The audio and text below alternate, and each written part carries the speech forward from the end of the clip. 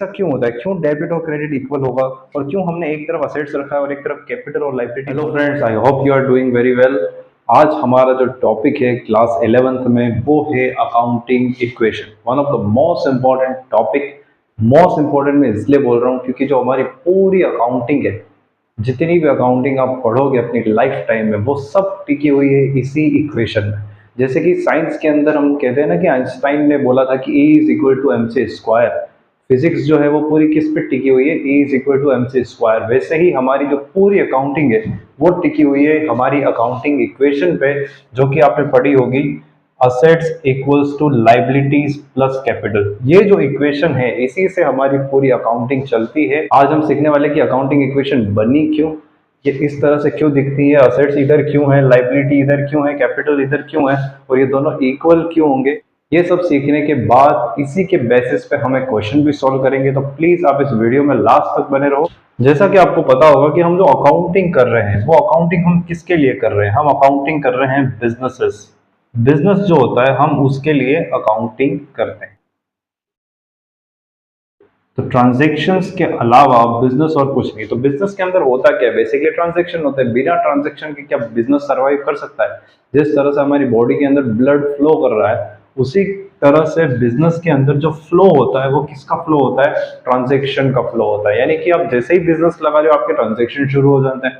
आप goods purchase करोगे, machinery purchase करोगे, असेट्स परचेस करोगे, आप किसी को रेंट पेमेंट करोगे, किसी को सैलरी दोगे, तो ये सारे ट्रांजैक्शन चलेंगे और लास्ट में आप देखोगे कि कितना प्रॉफिट हुआ, कितना लॉस हुआ। तो बिजनेस जो है वो बिना ट्रांजैक्शन के सरवाइव नहीं कर सकता है। तो हमारे फादर ऑफ मॉडर्न अकाउंटिंग जो थे लुका पैकियोली, उन्होंने नींव रखी डबल एंट्री सिस्टम की। अकाउंट्स में इससे पहले जो था वो डबल एंट्री सिस्टम नहीं चलता था, बल्कि सिंगल एंट्री सिस्टम चलता था। कुछ हिंट्स डबल एंट्री सिस्टम के पहले भी मिलता है, जैसे हमारे इंडिया में भी एक महाजनी बही खाता चलता था। लेकिन ज्यादातर हिस्टोरियंस ये मानते हैं कि लुका पैकियोली ने डबल एंट्री सिस्टम बनाया। तो डबल एंट्री सिस्टम के अंदर ये बताया जाता है कि हर एक ट्रांजेक्शन जो है उसके दो इफेक्ट होने चाहिए। एक इफेक्ट होगा डेबिट, एक इफेक्ट होगा क्रेडिट। तो इस तरह से हम ये कह सकते हैं कि ट्रांजेक्शन के डेबिट और क्रेडिट में हमने उनको डिवाइड कर दिया ताकि हम एक अकाउंटिंग इक्वेशन बना सकें। तो होता क्या है, जब हम ट्रांजैक्शन को इक्वल अमाउंट से डेबिट और इक्वल अमाउंट से क्रेडिट करते हैं तो हमारा डेबिट और क्रेडिट जो है वो हमेशा इक्वल रहता है। यानी कि जितना अमाउंट हम डेबिट करेंगे हमारी अकाउंट्स में, उतना ही अमाउंट हम क्रेडिट भी करेंगे। तो एक्चुअल अकाउंटिंग इक्वेशन ये नहीं है। एक्चुअल अकाउंटिंग इक्वेशन ये है कि हमारे सारे ट्रांजैक्शन को हम डबल एंट्री सिस्टम से जब करते हैं तो वो डेबिट भी होता है, वो क्रेडिट भी होता है। तो डेबिट और क्रेडिट जो है वो हमेशा इक्वल होना चाहिए। इसी अकाउंटिंग इक्वेशन के अंदर क्या हो जाता है कि जो डेबिट है वो हमारे असेट्स को रिप्रेजेंट करता है, और जो क्रेडिट है वो कैपिटल यानी कि ओनर्स इक्विटी और लाइबिलिटीज, इन दोनों को रिप्रेजेंट करता है। तो इन दोनों को ये इधर रिप्रेजेंट करता है, असेट्स को ये रिप्रेजेंट करता है। तो इसका मतलब क्या हुआ कि डेबिट और क्रेडिट जो हमेशा इक्वल रहेंगे। Assets will be always equal to capital plus liability. लेकिन अब फिर भी आपके पास ये डाउट होगा कि ऐसा क्यों होता है? क्यों डेबिट और क्रेडिट इक्वल होगा, और क्यों हमने एक तरफ असेट्स रखा है और एक तरफ कैपिटल और लाइबिलिटी दोनों को रखा है? तो इस डाउट को भी हम अभी सोल्व करते हैं। देखिए, जब हम बिजनेस स्टार्ट करते हैं तो बिजनेस का अपना कुछ भी नहीं होता। ऐसा नहीं होता है कि बिजनेस के पास पहले से कुछ था। बिजनेस तो आपने शुरू किया, तो बिजनेस का जो भी होगा वो इसके बाद से शुरू होगा। तो बिजनेस जब आपने स्टार्ट किया और ट्रांजेक्शन होना शुरू हो गए, तो बिजनेस का अपना जो भी बना, यानी बिजनेस जो भी ओन करता है वो बिजनेस ओ भी करता है। यानी जितनी चीजें बिजनेस के पास है वो सारी चीजें किसी और की है। अच्छा, वो चीजें कहाँ से आएगी? जैसे मान लो मैंने बिजनेस स्टार्ट किया और मैंने असेट्स लगाई, मैंने बहुत सारी असेट्स परचेज की, जैसे कि मशीनरी, फर्नीचर, स्टॉक, गुड्स वगैरह। तो ये सब चीजें बिजनेस के अंदर मैंने परचेज की। तो ये सब बिजनेस ऑन करता है। स्टॉक ऑन करता है, असेट्स ऑन करता है ना। असेट्स के अंदर क्या आ गया आपका? मशीनरी ऑन करता है, फर्नीचर ऑन करता है। तो जो जो मैं परचेस कर रहा हूँ वो सब बिजनेस ऑन करता है। लेकिन वो पैसा आया कहाँ से? वो पैसा मेनली दो तरह से आता है। अगर वो ओनर पैसा पैसा लगा रहा है तो उसको हम बोलते हैं कैपिटल, और अगर हम बाहर से लोन लेकर आए हैं तो वो हमारे लिए हो गया लाइबिलिटी। तो सिंपल तरह से समझो कि हम क्या करते हैं, बिजनेस के अंदर पैसा लेकर आते हैं। तो बिजनेस कहाँ से पैसा लेकर आता है? बिजनेस ओनर से लेकर आएगा, तो वो कैपिटल बन जाएगा। बिजनेस अगर बोरो करेगा तो वो लोन बन जाएगा, यानी वो लाइबिलिटी हो जाएगा। इसलिए हमने क्या किया, एक तरफ कैपिटल और लाइबिलिटी दोनों को रखा, और इन दोनों को यूज करके हम क्या करेंगे, हम उससे असेट्स परचेज करेंगे। तो ये सारी असेट्स हम परचेज करेंगे, यानी जो बिजनेस ओन करता है वो असेट्स है। हमने अभी लास्ट वीडियो बनाया था जिसके अंदर हमने अकाउंटिंग टर्म्स को, टर्मिनोलॉजी को डिस्कस किया। आप चाहो तो वो वीडियो इस लिंक पे क्लिक करके देख सकते हो। उसके अंदर हमने बताया कि असेट्स क्या हो। असेट्स वो चीजें हैं जिसका लीगल ओनर बिजनेस है, यानी बिजनेस उसे लीगली ओन करता है। तो जो भी असेट्स आपकी है, furniture, machinery, stock, other things, तो ये सारी चीजें लीगली कौन ओन करता है, आपका बिजनेस ओन करता है। लेकिन इसको ओन करने के लिए बिजनेस कहाँ से पैसा लाया, तो वो पैसा दो तरह से आता है। मेनली कैपिटल से आता है, यानी ओनर का पैसा, या बाहर हम बोरो करते हैं तो उसका पैसा आता है एज ए लोन, लाइबिलिटी। तो एक तरफ हमारे पास असेट्स होती है और दूसरी तरफ ये दोनों चीजें जहां से पैसा आ रहा है, तो इसको हम इक्वल रखते हैं, assets equals to capital plus liability, ताकि अकाउंट्स में कोई गड़बड़ नहीं हो। तो इसी अकाउंटिंग प्रिंसिपल पे आगे चल के, जैसे मैंने आपको बताया कि बिजनेस जो ऑन करता है वही बिजनेस ओ करता है, तो दोनों सेम होता है।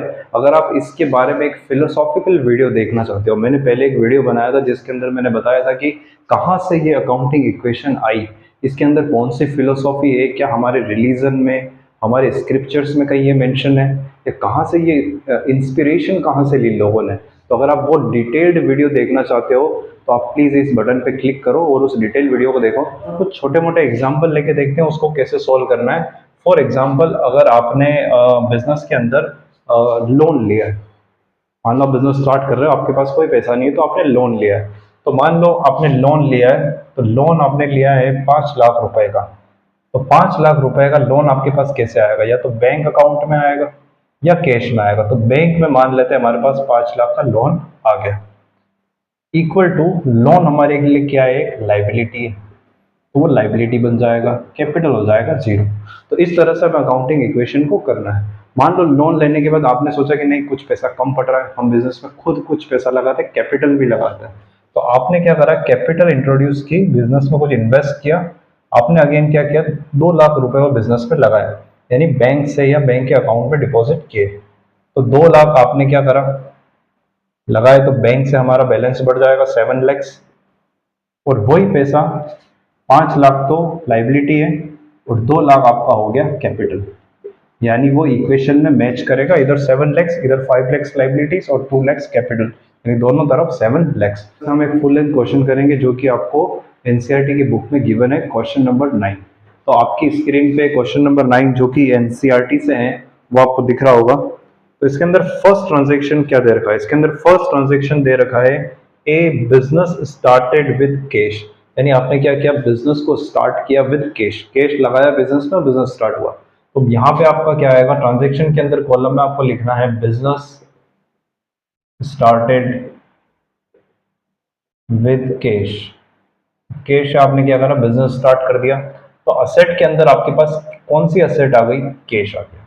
तो कैश कितना आया, तो अमाउंट दे रखा है 1,25,000। अच्छा, हर ट्रांजेक्शन के दो इफेक्ट होते हैं, अभी अपन ने डिस्कस किया था डबल एंट्री सिस्टम में, हर एक ट्रांजेक्शन का दो इफेक्ट होगा, एक डेबिट वाला और एक क्रेडिट वाला। तो क्रेडिट वाला जो इफेक्ट है वो उस साइड होगा। अब आप क्या कर रहे हो, ओनर पैसा लगा रहा है बिजनेस में, तो उसी को हम क्या बोलते हैं, उसको हम कैपिटल बोलते हैं, यानी लाइबिलिटी तो कोई जनरेट हुई नहीं, लेकिन 1,25,000 का हमारे पास कैपिटल जनरेट हो गया। अब क्या करेंगे, हर एक ट्रांजेक्शन के बाद हम एक टोटल करेंगे और टोटल करके चेक करेंगे कि क्या हमारी अकाउंटिंग इक्वेशन मैच होती है या नहीं होती। तो यहाँ पे जब हम टोटल करते हैं तो असेट्स हमारे पास आ गई 1,25,000, क्योंकि और कोई असेट नहीं है, जो कि इक्वल है, किसके इक्वल रहेगा, लाइबिलिटी में कुछ भी नहीं है, और 1,25,000 के इक्वल रहेगा। आप यहाँ पे 0 लिख सकते हो प्लस कैपिटल। तो ये इक्वेशन मैच हो रही है क्योंकि दोनों साइड हमारे पास क्या, 1,25,000। अब देखो यहाँ पे ट्रांजेक्शन नंबर 2 दे रखा है, ट्रांजेक्शन बी। अब अपनी स्क्रीन पे देखिए, परचेज्ड गुड्स फॉर कैश। आप यहाँ पे लिखोगे purchased goods for cash. Cash में परचेज किया हमने गुड्स, कितने का परचेज किया, 50,000। अब देखो हमारे पास ऑलरेडी कैश 1,25,000 चल रहा है, तो कैश में से पैसा कम हो जाएगा, क्योंकि हमने क्या करा, 50,000 का गुड्स परचेज कर लिया, तो कैश का जो बैलेंस है वो कम हो जाएगा और एक नई असेट जनरेट हो जाएगी। इसको सबसे ऊपर ही हम मेंशन करेंगे, स्टॉक या फिर गुड्स, क्योंकि गुड्स का ही स्टॉक होता है। तो नई एसेट हमारे पास जनरेट हो गई, तो वो हो गई कितने की, 50,000 की एसेट। देखो हमने क्या किया, बेसिकली हमने ये किया कि कैश को कम कर दिया और स्टॉक को लेकर आ गए, क्योंकि हमने गुड्स परचेज किया है। अब हम क्या करेंगे, अगेन क्लोज करेंगे, इसकी टोटल करेंगे और चेक करेंगे कि क्या टोटल मैच होती है। तो कैश हमारे पास हो गया 75,000 प्लस स्टॉक हमारे पास हो गया 50,000 इक्वल्स टू लाइबिलिटी अभी भी जीरो है, प्लस कैपिटल में कुछ भी चेंजेस नहीं हुआ है। तो अगेन इक्वेशन हमारी मैच हो रही है। नेक्स्ट है हमारे पास ट्रांजेक्शन नंबर सी। तो सी के अंदर इसने बोला है purchase furniture from R R R K furniture. अब आपने फर्नीचर परचेज किया है फ्रॉम आर के फर्नीचर, वो फर्नीचर आपने परचेज किया है 10,000 में। देखो अकाउंट्स के अंदर क्या होता है, कभी भी आपको याद रखना है कि जब किसी ट्रांजेक्शन में कैश वर्ड या बैंक वर्ड या चेक वर्ड यूज नहीं हो रहा है और उसी ट्रांजेक्शन में किसी पार्टी का नाम दे रखा है, तो हम ये कंसिडर करते हैं कि वो उधार का ट्रांजेक्शन है, वो क्रेडिट है। अब यहाँ पर क्या होगा, तो अब यहाँ पर ये होगा कि हमने जो फर्नीचर परचेज किया, हम ये कंसिडर करेंगे कि उसके हमने उधार परचेज किया, यानी कैश में कुछ भी चेंजेस नहीं हुआ है, स्टॉक में कुछ भी चेंजेस नहीं हुआ है, तो ये एज इट इज ही रहेंगे हमारे असेट्स में, यानी कैश इतना ही रहेगा 75,000 और स्टॉक इतना ही रहेगा 50,000। अब हमने जो फर्नीचर परचेज किया है वो एक एज ए न्यू असेट हमारे पास शो करेगा। फर्नीचर, फर्नीचर का कितना बैलेंस हो जाएगा, तो हमने फर्नीचर परचेज किया है 10,000, तो 10,000 की असेट आ गई। अब क्योंकि हमने इसको उधार परचेज किया है, क्रेडिट पे परचेज किया है, ये हमारे लिए एक लाइबिलिटी बन जाएगा 10,000 रुपीज लाइबिलिटी, प्लस कैपिटल में कुछ भी चेंजेस नहीं होगा। यहाँ पर हमने एक लाइबिलिटी हम ये लिख सकते हैं 10,000 क्रेडिटर, क्रेडिटर फॉर फर्नीचर या वेंडर फॉर फर्नीचर। इस तरह से एक लाइबिलिटी जनरेट हो गई 10,000 रुपीज और हमारी अकाउंटिंग इक्वेशन जो है वो अगेन मैच करेगी अगर आप टोटल करके देखोगे। फोर्थ ट्रांजेक्शन है sold goods to Parul traders costing 7,000, bill number आपको दे रखा है 9,000 में उसको हमने सेल किया है। हमने क्या किया, एक पारुल ट्रेडर से उसको हमने गुड्स सेल किया। पहली बात सोल्ड गुड्स, हम यहाँ लिखेंगे सोल्ड गुड्स। चलिए गुड सेल किया तो ऑफकोर्स हमारा स्टॉक कम हो जाएगा, तो स्टॉक कितने से कम हो जाएगा, स्टॉक जो है हम ज़्यादातर नेगेटिव अमाउंट्स ब्रैकेट में लिखते हैं, तो स्टॉक जो है हमारा यहाँ पे कम हो जाएगा कितने से, 7,000। देखो कॉस्ट कितनी है, स्टॉक जो हमने सेल किया उसकी कॉस्ट कितनी, 7,000, तो 7,000 से कम हो गया। उसको सेल करा कितने में, हमने उसको सेल किया है 9,000 में सेल किया। तो 9,000 हमारे पास क्या है, या तो कैश आएगा, अगर कोई पार्टी जिसको हम सेल कर रहे हैं अगर वो कैश पेमेंट नहीं कर रहा है तो उसको हम बोलते हैं डेटर्स, यानी कि हमारे पास एक नई असेट कंसिडर हो जाएगी, वो है डेटर्स, यानी हम न्यू डेटर्स क्रिएट करेंगे 9,000 से। तो जिस तरह से यहाँ पे 7,000 माइनस हुआ है उसी तरह से 9,000 यहाँ पे डेटर्स प्लस हो जाएगा। अब जो 2,000 का डिफरेंस है इसके अंदर देखना आप, पहली बात तो ये कि हमने उसको उससे पैसा लिया नहीं है तो वो डेटर बन गया, 7,000 स्टॉक कम हो गया, 9,000 डेटर हो गया। अब ये जो 2,000 का डिफरेंस है ये हमारा प्रॉफिट है, हमने सेल कितने में किया 9,000, कॉस्ट कितनी थी 2,000। तो जब भी प्रॉफिट का कोई ट्रांजेक्शन होता है तो हम उसको कैपिटल में प्लस करते हैं। देखो जो भी प्रॉफिट है, इनकम है, वो सब किसका किसके लिए है, ओनर के लिए। जो भी लॉस होगा, एक्सपेंसेस होंगे, उससे क्या होगा, ओनर का पैसा कम हो जाएगा। तो प्रॉफिट को वहां पे एडजस्ट करना है, देन फिर से टोटल हम करेंगे, तो अकाउंटिंग इक्वेशन को मैच करके हम देखेंगे कुछ होता है कि नहीं होता है। तो इसके अंदर कैश में कुछ भी चेंजेस नहीं हुआ है, तो कैश तो एज इट इज आ जाएगा 75,000 प्लस स्टॉक में हमने क्या किया, 7,000 को कम कर दिया, तो 7,000 कम होने के बाद स्टॉक हो गया 43 प्लस फर्नीचर 10,000 जो है एज इट इज रहेगा, प्लस डेटर जनरेट हो गए 9,000 इक्वल्स टू लाइबिलिटी में कुछ भी चेंजेस नहीं हुआ है, वो 10,000 ही चलेगी, और जो हमारी कैपिटल है वो हो गई 1,27,000। तो यहां पर आ जाएगा नेक्स्ट ट्रांजेक्शन नंबर ई, यानी फिफ्थ ट्रांजेक्शन जो आपको इसके अंदर दे रखा है पेड चार्जेस। तो हमने कोई चार्जेस पे किए हैं, कुछ मेंशन नहीं है, सॉरी चार्जेस की जगह कार्टेज, पेड कार्टेज, हमने कुछ कार्टेज को पे किया है, तो यहाँ पे कुछ भी मेंशन नहीं है, मतलब उसको हमने कैश में ही पेमेंट किया होगा। तो कैश यहाँ पे रिड्यूस हो जाएगा। कितने रुपए से आप कैश रिड्यूस करोगे? 100 रुपीज से, क्योंकि 100 रुपीज से हम पे कर रहे हैं। बाकी दूसरे आइटम्स पे कोई भी इफेक्ट नहीं आएगा। अगेन उसका पेमेंट हो गया है तो कैश कम हो गया है, तो उससे लाइबिलिटी पे कोई फर्क नहीं आया। मान लो आपने पेमेंट नहीं किया होता तो उसको हम बोलते हैं आउटस्टैंडिंग एक्सपेंसेस, तो वो हमारी एक लाइबिलिटी बन जाती। तो अभी तो पेमेंट कर दिया तो लाइबिलिटी नहीं बनेगी।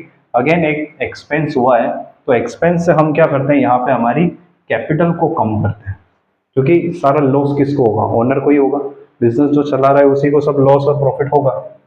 तो जितने भी एक्सपेंस है, इनकम है, गेन है, वो सब कैपिटल में एडजस्ट होंगे। अब फिर से हम टोटल करके देखेंगे तो यहाँ पर हो जाएगा 74,900, यहाँ पे हो जाएगा 43 as it is, 10,000 as it is, 9,000 as it is, equals to again liability का 10,000 एज इट इज, और यहाँ पर हो जाएगा 1,26,900। तो दोनों तरफ से 100 कम हो गए, तो अगेन अकाउंटिंग इक्वेशन मैच होगी। तो जो लास्ट में हमारा बैलेंस आया था उसको मैंने ऊपर लिखा है। अब हम क्या करेंगे, अब हम नेक्स्ट ट्रांजेक्शन करेंगे जो कि transaction number F. Transaction number F क्या बोल रहा है? वो बोल रहा है cash paid to R K furniture in full settlement. Cash paid to R K furniture, अब फुल सेटलमेंट में कर रहा है, मतलब उसका पूरा निपटारा हो गया, अब उसका कुछ भी बाकी नहीं रहेगा। और अगर आप क्वेश्चन में देखो तो यहाँ पे दे रखा है कि कैश हमने कितना पे किया। कैश हमने आर के फर्नीचर को पे किया 9,700। अगर आप पुरानी एंट्री इसकी देखो, पुराना ट्रांजेक्शन जब हमने फर्नीचर खरीदा था तो वो 10,000 का था। मतलब क्या हुआ, आपने 10,000 का फर्नीचर खरीदा और 9,700 आपने पे किया है, तो इसका मतलब ये हो गया कि 300 रुपीज़ का यहाँ पे डिस्काउंट हो गया, यानी हमें डिस्काउंट मिला है, डिस्काउंट रिसीव्ड हुआ है। तो सबसे पहले तो हमने आर के फर्नीचर को कैश पे किया, कितना पे किया? 9,700। तो ये कैश में से माइनस हो जाएगा। यहाँ पे कुछ भी चेंजेस नहीं होगा क्योंकि इनमें तो हम कुछ चेंज कर नहीं रहे। हमने कितना डिस्काउंट उसको उससे लिया है, तो 300 रुपीज़ का जो डिस्काउंट हमने उससे लिया है वो यहाँ पर जाके प्लस होगा। और दूसरा, जो फर्नीचर के पैसे आपको पेमेंट करने थे, आपकी जो लाइबिलिटी थी वो पूरी लाइबिलिटी यहाँ पे कैंसिल हो जाएगी 10,000 रुपीज़ से। देखो इसके अंदर क्या है, लाइबिलिटी को पूरा कैंसिल किया, यानी पेमेंट पूरा हो गया, फुल सेटलमेंट। अब एक भी रुपये यहाँ नहीं देना है, पर हमने दिए कितने? 9,700। तो 300 का जो हमें डिस्काउंट मिला वो एज अ प्रॉफिट आपके कैपिटल में प्लस हो जाएगा। अब हम फिर क्या करेंगे, टोटल लगाएंगे, अकाउंटिंग इक्वेशन बनाएंगे। तो इसमें अगर हम माइनस करते हैं तो यहाँ पर हो जाता है 65,200, यहाँ हो गया आपका 43 एज इट इज रहेगा, no change. Furniture as it is, no change. Debtor 9,000 as it is. Liability again हो गई हमारी जीरो, क्योंकि हमने उस लाइबिलिटी को पे कर दिया। और जो आपकी कैपिटल है वो आफ्टर प्रॉफिट इंक्रीज हो गई 120। तो इसके बाद नेक्स्ट ट्रांजैक्शन हमारे पास है ट्रांजैक्शन नंबर जी, जिसके अंदर हमने कैश सेल किया है, कैश सेल्स। और यहाँ पे आपको कॉस्ट भी दे रखी है और सेलिंग वैल्यू भी दे रखी है। तो सेलिंग वैल्यू आगे लिखा हुआ है 12,000 और कॉस्ट दे रखी है उसकी 10,000, और ये कैश में सेल हुआ है। आपको ऑफकोर्स कैश मिला होगा, तो आपने कितने में सेल किया? 12,000। तो 12,000 कैश हमारे पास आया। प्रोडक्ट कितना सेल किया, उसकी कॉस्ट कितनी थी? 10,000, यानी 10,000 का गुड्स यानी स्टॉक गया, और कैश कितना आया? 12,000। और ये 2,000 का जो प्रॉफिट हुआ है वो प्रॉफिट हम क्या करेंगे, कैपिटल में प्लस कर देंगे। अगेन जितने भी प्रॉफिट और इनकम्स है कैपिटल में प्लस हो जाएगी, और जितनी भी एक्सपेंसेस और लॉसेस है कैपिटल में से माइनस होगी। और फिर से हम क्या करेंगे, यहाँ पे एक टोटल करेंगे।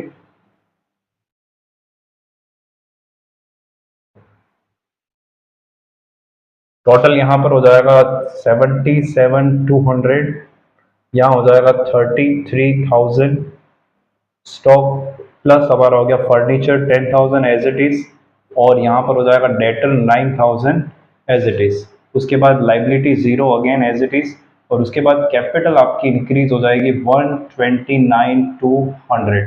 तो ये होगी नई इक्वेशन। अगेन अगर आप टोटल करोगे तो ये 100% मैच होगा। इसके बाद हमारे पास ट्रांजेक्शन है, transaction number H. Transaction number H है, वो बोल रहा है रेंट रिसीव्ड। अब कहीं पे हो सकता है कोई प्रॉपर्टी का कोई पार्ट आपने रेंट पे दे रखा है, तो वहां से आपको रेंटल इनकम हो रही है। तो बिजनेस के अंदर ऐसी इनकम भी हो सकती है, तो रेंट आपको मिला। अब रेंट आपको मिला है, क्लियरली इसने लिखा है कि रेंट रिसीव हुआ है और आगे कुछ भी मेंशन नहीं हुआ है, तो हम ये नहीं कह सकते कि पैसा लेना बाकी है, हम यही कहेंगे कि पैसा भी आ गया। जब पैसा आ गया तो हम क्या करेंगे, यहाँ पे कैश को इंक्रीज कर देंगे। रेंट हमारा रिसीव हुआ है 4000 से। अच्छा, इससे स्टॉक पे कोई इफेक्ट नहीं पड़ेगा, फर्नीचर पे कोई इफेक्ट नहीं होगा, डेटर पे कोई इफेक्ट नहीं होगा। इसके बाद अगर हम देखते हैं तो क्रेडिटर्स जो थे उस पर भी कोई इफेक्ट नहीं होगा। रेंट की जो इनकम है वो हमारी कैपिटल इंक्रीज कर देगी, हमारा प्रॉफिट इंक्रीज हो जाएगा। अगेन हम टोटल करेंगे इसकी तो मैच होनी चाहिए।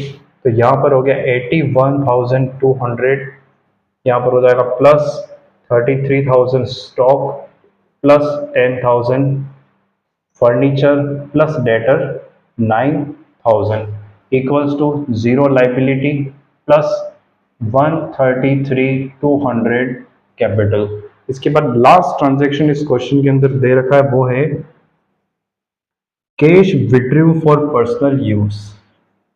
कैश विड्रॉन यानी क्या किया, ओनर ने पैसा यूज अपने यूज के लिए ले लिया, बिजनेस से निकाल लिया। तो कितना पैसा निकाला है, तो इसके अंदर अगर आप देखो तो टोटल कैश इसने विड्रॉ किया है 3000। तो 3000 रुपीज कैश अगेन कम हो जाएगा। देखो ज्यादातर ट्रांजेक्शन जो है वो कैश को और बैंक को इफेक्ट करेंगे, क्योंकि सारे ट्रांजेक्शन पैसों में हो रहे हैं, तो कैश और बैंक सबसे ज्यादा इफेक्ट होगा। तो आप देख रहे हो हर ट्रांजेक्शन में कहीं ना कहीं कैश इफेक्ट हो रहा है। तो 3000 कैश कम हो गया। अगेन इससे स्टॉक पे कोई इफेक्ट नहीं आएगा, फर्नीचर पे कोई इफेक्ट नहीं होगा, डेटर पे कोई इफेक्ट नहीं होगा, लाइबिलिटी पे कोई इफेक्ट नहीं होगा, क्योंकि ओनर ने विड्रॉ किया है, ओनर ने बिजनेस से पैसा निकाला है। तो होगा क्या, उसकी कैपिटल कम हो जाएगी। तो अब हम टोटल इसकी अगर करते हैं तो हमारे पास आंसर आना चाहिए जो कि बुक के अंदर दे रखा है, वो बनता है यहाँ पे 78,200 plus 33 stock plus 10,000 furniture plus 9,000 debtors. तो ये हो गई सारी असेट्स कंबाइंड जो इक्वल होनी चाहिए जीरो लाइबिलिटी और 1,30,200 कैपिटल के। मतलब assets equals to liability plus capital, debit equals to credit. जितना बिजनेस ओन करता है उतना ही बिजनेस ओ भी करता है, वो सब पैसा किसका, ओ है, ओनर का है, लाइबिलिटी जीरो।